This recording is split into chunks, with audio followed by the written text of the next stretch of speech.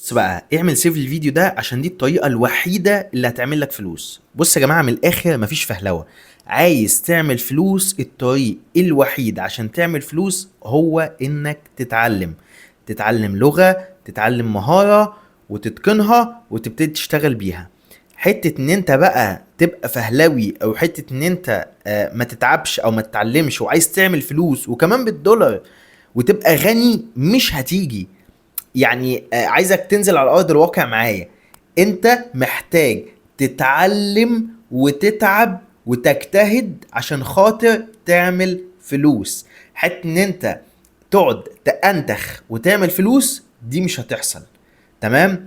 وان انت محتاج ان انا اقول لك طريقة سحرية وسرية تعمل بيها فلوس، مفيش.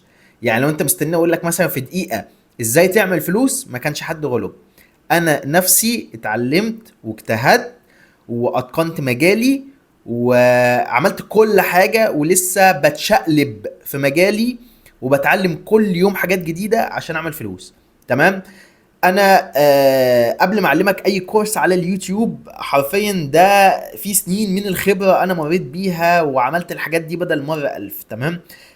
يعني كل حاجة يا جماعة، كل حاجة عملتها بدل مرة الف قبل ما اعلمها لك.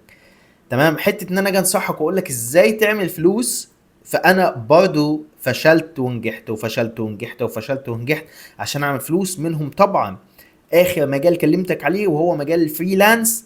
تمام. اللي عملت منه 23 الف دولار في 10 شهور، مش من الفهلوة، بعد تعب وبعد محاولات كتير من الفشل على موقع ابورك والمحاولات المستمرة لحد ما الحمد لله قدرت ان انا اقدر اخد اكتر من كلاينت واكون توب ريتد بلس على موقع ابورك. ففهلوه مفيش.